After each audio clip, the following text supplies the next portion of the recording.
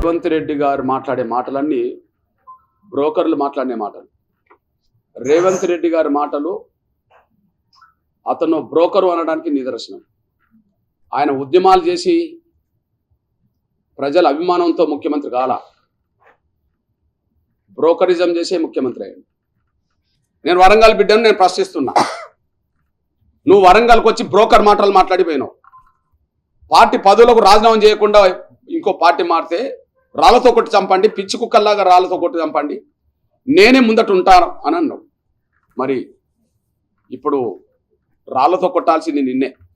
ఖబర్దార్, భవిష్యత్తులో నీకు సమాధానం నువ్వు అన్న ఏదైతే అన్నావో దాని నుంచే సమాధానం వస్తుంది భవిష్యత్తులో. ఇప్పుడు మీరు మాట్లాడిన మాటలు జనంలోకి వెళితే ఆ జనం నుంచి ఎవరన్నా మళ్ళీ నీ మీదనే రాళ్ళు ఇస్తే అది దానికి నువ్వే బాధ్యత వహించాల్సి వస్తుంది అనే విషయాన్ని నువ్వు పక్కన పెట్టుకొని తిరిగితే మాత్రం ఆయన రాజీనామా చేయకుండా నువ్వు మాట్లాడినా ఆయన పక్కన పెట్టుకొని తిరిగినా కూడా నీ మీద పడవచ్చు రాళ్ళు, వాళ్ళ మీద కడియం సేరు కూడా పడవచ్చు.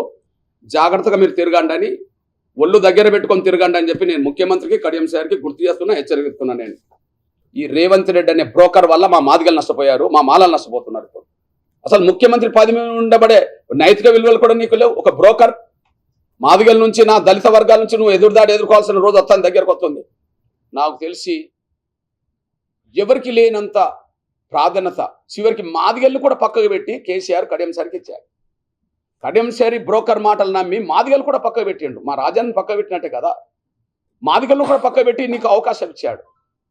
బహుశా ఆయన జీవితంలో ఇన్ని పదవులు బీఆర్ఎస్ ద్వారా వచ్చినాయి, కేసీఆర్ ద్వారానే వచ్చినాయి కదా. పదవులు ఆయన దగ్గర తీసుకొని మళ్ళా ఆయనను కష్టాలు ఉన్నప్పుడు వదిలిపెట్టి టిక్కట్ తీసుకొని వచ్చి కూడా మళ్ళీ వదిలిపెట్టడం అంటే నీ అంత నమ్మక ద్రోహి ఎవరు లేరని చెప్పి కేటీఆర్ గారు అనడంలో అర్థం ఉన్నది కదా. ఎంతోమంది పోతున్నారు అవకాశవాదంతో, వాళ్ళని ప్రోత్సహించారంటే ఎంతోమంది పేరు చెప్పలేదు కదా కేటీఆర్ గారు. ఒకే ఒక్క పేరును ఉద్ధరించి మాట్లాడినంటే అది వరంగల్కి సంబంధించిన కడియం సేర్ కదా. అంటే కడియం సేర్ దగ్గర కేసీఆర్ పంపిన డబ్బులు ఉన్నాయి, ముఖ్యమంత్రి హోదాలో బ్రోకరిజం చేసి సంపాదిస్తున్న రేవంత్ రెడ్డి దగ్గర కూడా డబ్బులు ఉన్నాయి. ఇప్పటికే 100 కోట్ల రూపాయలు పెట్టైనా గెలిపించుకోవాలి కూతురునని చెప్పి ప్రచారం జరుగుతుంది. ఒక్కొక్క ఓటుకు 5,000 ఇచ్చాయినా సరే తన కూతుర్ని గెలిపించుకుంటామని చెప్పి అంటున్నారు. ఎందుకంటే 2 రకాల డబ్బులు వచ్చినాయి.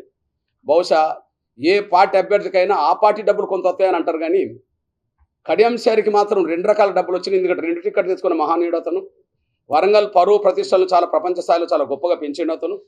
రేవంత్ రెడ్డి గారి మాటల ప్రకారమే ఎస్సీ కాకపోయినా తను 40 ఏళ్ళుగా ఎస్సీలకు రావాల్సిన అవకాశాలు అనుభవించాడు. ఇప్పుడు మళ్ళీ తన కూతురుకు మరో 40 ఏళ్ళు రాజకీయ జీవితం ఇవ్వడం కోసం 100 కోట్ల రూపాయలు ఖర్చు పెట్టడానికైనా సిద్ధపడుతున్నాడని ప్రచారం జరుగుతుంది. దేవుడి పేరుతో బీజేపీ రాజకీయాలు చేస్తుంది అన్నాడు. ఈ ఎన్నికల రాజకీయాలన్నీ నువ్వు దేవుడి పేరుతో చేస్తున్నావు ఇప్పుడు. ఎందుకంటే బహుశా ఏ దేవుడి గుడికి వెళ్ళినా ఆ దేవుడి మీద ఒట్టేస్తున్నాడు ఇప్పుడు.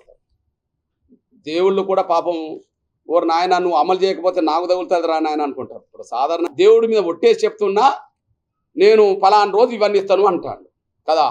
రే పలానా రోజు ఇవ్వుతాను అనేటోడికి ఇప్పుడు అడ్డం ఏమొచ్చింది? నోటిఫికేషన్ అడ్డం వస్తే, ఎన్నికల విషయం అడ్డం వస్తే ఆగస్టు దాకా ఎందుకు పోవాలి? జూలైలో ఇవ్వచ్చు కదా, జూన్లో అయిపోతుంది కదా.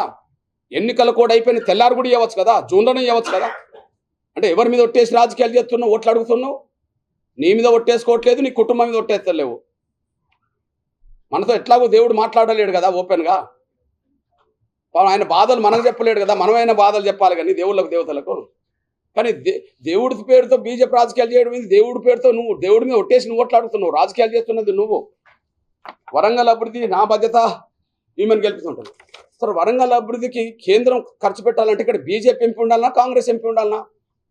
3వ సారి కూడా ప్రధానమంత్రి నరేంద్ర మోడీ గారు బీజేపీ అని విశ్లేషణ జరుగుతుంది. మరి అట్లాంటప్పుడు కేంద్రం నిధులు రావాలంటే ఇక్కడ బీజేపీ అభ్యర్థి గెలవాలన్నా, కాంగ్రెస్ అభ్యర్థి గెలవాలన్నా? కాంగ్రెస్ ఆడ పరిపాలన రాదు, అది అందరూ తెలిసిన విషయమే. కాబట్టి ఇక్కడ కాంగ్రెస్ గెలిస్తే వరంగల్ అభివృద్ధి జరుగుతుందని ఎవరు నమ్మాల్సిన అవసరం లేదు. బీజేపీ 3వ సారి అధికారం వస్తే రిజర్వేషన్లు ఎత్తేస్తారని ఒక దుష్ప్రచారం చేస్తుండ్రు. గౌరవ నరేంద్ర మోడీ గారి పరిపాలన మీద విమర్శలు పెట్టడానికి వేరే అంశాలు దొరకట్లేదు. అభూత కల్పనతో కూడా అసత్యాల ప్రచారం చేసి కింది వర్గాల ప్రజల్ని భయభ్రాంతులకు గురి చేసి ఓట్లను కాంగ్రెస్ పార్టీ వేయించుకోవడం కోసం చేసే ప్రచారమే తప్ప అందులో సత్యం లేదు అనడానికి సాక్ష్యం మీ దృష్టి తీసుకొస్తున్నాను నేను. ఎస్సీ ఎస్టీ బీసీలకు రిజర్వేషన్లకు మాత్రం డోకా లేదు. రాజ్యాంగానికి ఏదైనా ప్రమాదం వచ్చిందంటే ఇందిరాగాంధీ కాలంలో వచ్చింది. రిజర్వేషన్లు ఇవ్వాలని ఉంటే కాంగ్రెసే పెంచకుండా పోయింది. మరి ఖచ్చితంగా నువ్వు కడియం సార్ని పార్టీలో చేర్చుకోక ముందు ఏం మాట్లాడినవో దానికి కట్టుబడలేకపోతే రాళ్ల వర్షం ఎప్పుడైనా ముఖ్యమంత్రి మీద కోరడానికి అవకాశం ఉన్నది.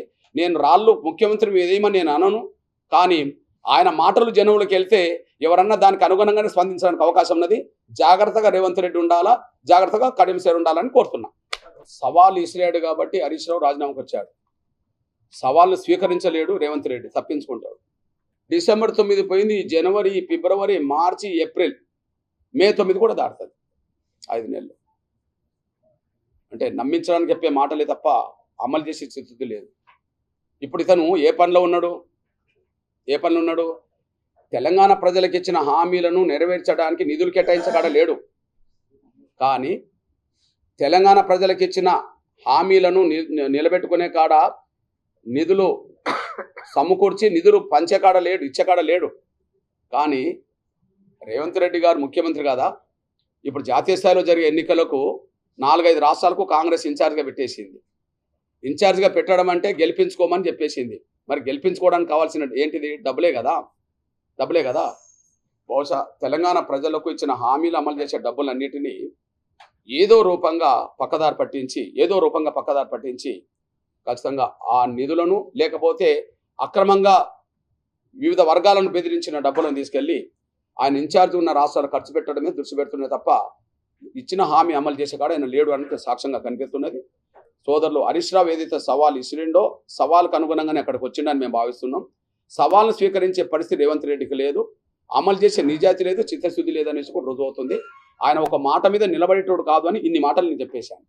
కాబట్టి ప్రజలకు ఇచ్చే వాగ్దానాలు అమలు చేసే కాడ కూడా ఆయన మాట నిలబడదు. దాని మూల్యం ఈ ఎన్నికల్లో చెల్లిస్తాడనేసి కూడా గుర్తు చేస్తున్నాను.